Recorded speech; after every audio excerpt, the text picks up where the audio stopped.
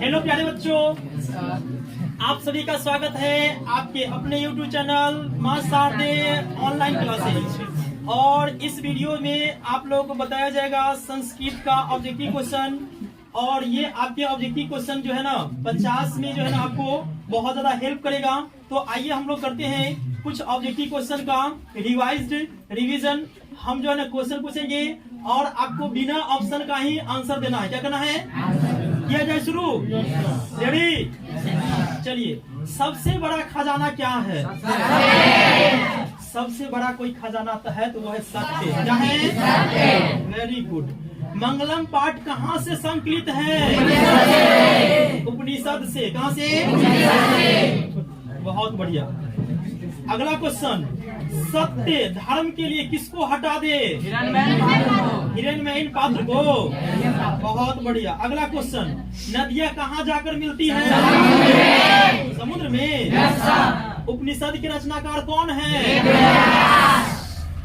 आप लोग अपना अपना जवाब दे दिया कीजिए, क्योंकि उधर रिकॉर्ड हो रहा है। मम्मी को दिखाएंगे, यूट्यूब पे जाकर के देख लीजिए कि बिटिया पढ़ रही थी कि नहीं, बेटे पढ़ रहे कि नहीं पढ़ रहे, रिकॉर्ड हो रहा है। इसलिए आप लोग क्या करेंगे? जवाब देंगे। अगला क्वेश्चन, मंगलम पाठ में किस प्रकार के मंत्र है?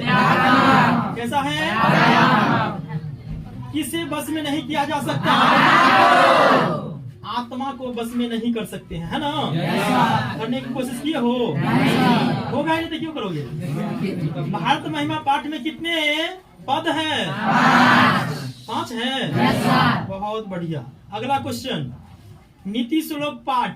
नीति श्लोक पाठ के आधार पे नरक के कितने द्वार हैं? नरक के 3 दरवाजा है। जिसका नाम है काम, क्रोध और लोभ। नरक के दरवाजा आप लोग जो है 1 सप्ताह के लिए बंद कर दीजिए। काम, क्रोध, लोभ को बढ़िया से तैयारी कीजिए एग्जाम का, है ना? चलिए, विनय किसका नाश करता है? अकीर्ति को। किसको? चलिए, कितने पुराण है जी? 18 पुराण है ना? विदुर कौन था? लग रहा है तुम लोग को याद नहीं है संस्कृत का ऑब्जेक्टिव क्वेश्चन। याद है? तो जवाब क्यों नहीं दे रहे हो? क्वेश्चन पूरा सुनोगे, उसके बाद आंसर करोगे, ठीक है? बोलिए, विदुर नीति के रचनाकार कौन है? विदुर है। कौन है? विदुर नीति किस ग्रंथ का अंश विशेष है? महाभारत। बिना बुलाए आने वाला को क्या कहते हैं? मूर्ख कहते हैं। भगवान कहाँ जन्म लेना चाहते हैं? देवतागण क्या गाते हैं? गीत गाते हैं। कौन देवता का गीत सुना है तुम लोग ने? बोलो। नारद भगवान का। नारायण नारायण। चलिए, अगला क्वेश्चन, धर्म की रक्षा किससे होती है? सत्य से। इसलिए आप सभी को सत्य बोलना चाहिए, है ना? तभी तो धर्म की रक्षा होगी, नहीं तो अधर्म हो जाएगा, है ना? आलस्य कथा पाठ के लेखक कौन है? विद्यापति। विद्यापति को जानते हैं? अच्छा, जानते होंगे आप लोग। इतने रिश्तेदार लगते हैं, बगल के पड़ोसी है, मिथिलांचल के, है ना? चलिए, अगला क्वेश्चन, वीरेश्वर अनाथ को क्या देता था? वीरेश्वर अनाथ को क्या देता था? भूखा रहना कौन पसंद करता है? अच्छा, भूखा रहना आलसी पसंद करता है। मतलब ये नहीं चाहता रहते कि वो रखा है खाना उसको खाएंगे, लगता है कोई मुंह में खिला देगा, है ना? इस तरह का इसमें सेंस है। करमवीर कथा के बारे में जानते हैं? अच्छा, बताइएगा क्वेश्चन, लक्ष्मी किसका वर्णन करती है? उद्योगी पुरुष का, मेहनती पुरुष का, है ना? व्याघ्रपति कथा पाठ के लेखक कौन है? नारायण। अच्छा, व्याघ्रपति कथा में जो है ना किस बात का चर्चा किया गया है? लोभ का। किसका? जहाँ पे लोभ है वहाँ पे बच के रहना चाहिए, है ना? नहीं तो आपको उसका परिणाम बहुत बड़ा भुगतना पड़ेगा ना? करमवीर कथा पाठ में किसकी कथा है? राम प्रवेश। दिखन टोला देखने कौन आया था? अध्यापक, शिक्षक ना? बहुत बढ़िया। अगला, बाघ हाथ फैलाकर क्या दिखाता है? कंगन। बाघ कितनों कंगन दिखाएगा, लेकिन आप लोगों को नहीं ना जाना है। लोभ में फंसिएगा तो खाइए जाएगा, है ना। चलिए, हितोपदेश के रचयिता कौन है? नारायण पंडित। कौन कीचड़ में फंस गया? पथिक। तो आप लोग पथिक की तरह लोभी नहीं ना है, अपन वो नहीं कीजिएगा। भास के कितने नाटक है? 13। चलिए, कर्णस दान वीरता पाठ के लेखक कौन है? भास है। कुंती पुत्र कौन है? अंगराज किसे कहा गया है? किसको? किस देश का राजा था? बहुत बढ़िया। अगला क्वेश्चन, पिंगल किस वेदांत शास्त्र के प्रवर्तक हैं? छंद। अच्छा, टोटल जो है ना आपका वेदांत कितने हैं? वेदांत कितने हैं? 6 हैं। समय आने पर किसका नाश हो जाता है? किसका? शिक्षा का नाश हो जाता है। किसका नाश नहीं होता है? दान का नाश नहीं होता है। इसलिए आप सभी को दान कर लेना चाहिए। करते हैं क्या?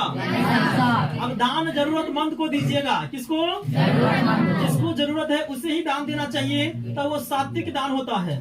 नहीं तो जिसको जरूरत नहीं है उसको आप दान दे देते हैं तो उससे कोई फर्क होने वाला को कोई फायदा नहीं होगा। इसलिए दान दीजिएगा, सोच विचार करिए। अगला क्वेश्चन है, पटना शब्द किस शब्द से बना है? पटन से। बहुत बढ़िया।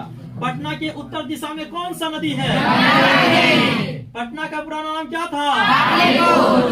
पाटलिपुत्र की पुष्पुर। पुष्पुर ना। मुगल काल में किसका उद्धार हुआ? पाटलिपुत्र का। किसका?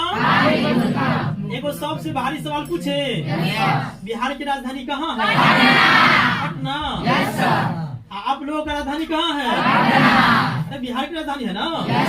तुम लोगों का राजधानी तो तुम बिहार के हो। अगला क्वेश्चन, विजयांका का समय क्या है? 8वीं सदी। बहुत बढ़िया। लग रहा है तुम संस्कृत में भी पूरा ऑब्जेक्टिव कर लिए हो याद, तो दिख रहा है। पूरे नहीं किए हो, कुछ कुछ गलती कर रहे हो। गंगा देवी के पति कौन थे? कंपन राय। कंपन राय की पत्नी कौन थी? उल्टा सवाल बना गया ना। चलिए, अथर्ववेद में कितनी ऋषि पत्नियों का वर्णन है? 5 को ऋषि पत्नी। चलिए, भारतीय संस्कार से हम चलते हैं, सुनिएगा। संस्कार सुनिए, संस्कार चैप्टर से क्वेश्चन आती हैं। जन्म से पहले कितने संस्कार? जन्म से पहले कितने संस्कार? शैशवा अवस्था। शैशवा अवस्था मतलब शिशु काल में कितने संस्कार? शिशु होते हैं, बउआ जिसको कहते हैं। उसके बाद आप लोग पढ़ने जाते हैं ना, शिक्षा काल में कितने संस्कार? गृह प्रवेश, यानी हम लोग जो है ना गृहस्थ जीवन में प्रवेश करते हैं, उससे पहले कौन संस्कार होता है? उस संस्कार का नाम क्या है? विवाह संस्कार। क्या है? विवाह संस्कार में प्रवेश करने से पहले आपको क्या करना होगा? शिक्षा ग्रहण करना होगा ना। हाँ, इसलिए शिक्षा ग्रहण अच्छे से कीजिए, तब आपको विवाह होगा। तब आप जाएंगे किस में? गृहस्थ जीवन में। कहाँ जाएंगे? अच्छा, अंतिम संस्कार होता है क्या? उसको क्या कहते हैं? दाह संस्कार। सवाल आएगा, कुल कितने संस्कार? संस्कार के कितने प्रकार हैं? बहुत बढ़िया, बहुत बढ़िया। आप बताइएगा, कन्यादान किस संस्कार में होता है? विवाह संस्कार में। भारतीय संस्कृति में कितने संस्कार हैं? 16 है ना। चलिए, आप लोगों का कितना संस्कार हो गया है पता है? नहीं पता है? पता करके आइएगा, मम्मी पापा से पूछ के आइएगा। गुरु शिष्य को कहाँ ले जाते थे? कहाँ ले जाते थे? घर ले जाते थे, यानी गुरुकुल में ले जाते थे, है ना। चलिए, हो गया। बस 2 मिनट का और क्लास होगा, ध्यान से सुन लीजिए। स्वामी दयानंद के बारे में जानते हैं? ये बहुत बड़े समाज सुधारक थे, है ना। इनके बारे में आपको जानना ही पड़ेगा। स्वामी दयानंद के बचपन का नाम क्या था? नाम था? बहुत बढ़िया। स्वामी दयानंद का बचपन का नाम मूल शंकर था और स्वामी दयानंद का जन्म कहाँ हुआ था? टंकारा, जो गुजरात में है। कहाँ है? बहुत बढ़िया। अगला क्वेश्चन, स्वामी दयानंद को कौन उपदेश दिए थे? यानी स्वामी दयानंद के गुरु कौन थे? बहुत बढ़िया। अगला क्वेश्चन, स्वामी दयानंद ने किस समाज की स्थापना? आर्य समाज की। आर्य समाज की स्थापना स्वामी दयानंद ने कब की और कहाँ की? मुंबई में। बहुत बढ़िया। अगला क्वेश्चन, विश्व शांति पाठ पढ़े हैं क्या? शांति किससे स्थापित होती है? परोपकार से। अच्छा, और शांति किससे बढ़ती है? एक दूसरे से जलन से, जिसे कहते हैं ईर्षा और द्वेष। क्या कहते हैं? इसलिए आप लोग किसी के उन्नति या अवनति देख करके न जलिएगा। जलने का मतलब समझ रहे हैं ना? ईर्षा और द्वेष नहीं कीजिएगा, नहीं तो अशांति उत्पन्न हो जाएगा। क्या हो जाएगा? चलिए एक दो और क्वेश्चन करके हम लोग करते हैं इस क्लास को लास्ट। बहुत बढ़िया, आप लोगों ने अच्छे से तैयार कर लिया है पूरे की पूरे हिंदी और संस्कृत का ऑब्जेक्टिव क्वेश्चन, क्योंकि आज हम लोग रिवाइज किए हैं। चलिए दो और क्वेश्चन का आंसर दे दीजिएगा। बैर से किसका नाश असंभव है? अच्छा, बैर से बैर को नाश हो सकता है? कोई आपसे नफरत कर रहा है, आप भी नफरत करने लगिएगा तो खत्म होगा कहानी? कोई आपसे नफरत कर रहा है तो आप उससे प्यार से बातें कीजिए, दोस्ती हो जाएगी, कहानी खत्म हो जाएगी, झगड़ा खत्म हो जाएगा, है ना? इसीलिए ये वाला कहानी नहीं कि लोहा को काटता है, ये सिर्फ लोहा के लिए ही होता है। बाकी चीजें बैर को नाश नहीं कर सकता है। बैर कोई कर रहा है तो उससे प्यार से बातें कीजिए, उससे समझाने की कोशिश कीजिए, है ना? जो समस्या है उसकी जो है ना फेस टू फेस बातें कर लीजिए, फिर आपका क्या हो जाएगा समस्या। अच्छा, लास्ट क्वेश्चन, ज्ञानम भारः किम विना? ज्ञानम भारः, यानी ज्ञान किसके बिना बोझ लगने लगता है? क्रिया के बिना। बहुत बढ़िया, आप लोगों ने पूरा हिंदी और संस्कृत का पूरा ऑब्जेक्टिव क्वेश्चन क्या कर लिया? तैयार कर लिया।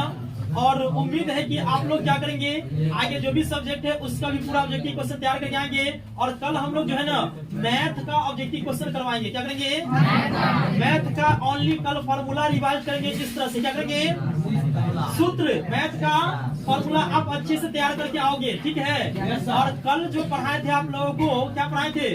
मैथ का रिवीजन करवाए थे ना? एक बार रिवीजन करके आएगा, स्पेशली रचना और ग्राफ होमवर्क दिए हुए थे, है ना? चलिए बहुत बहुत धन्यवाद।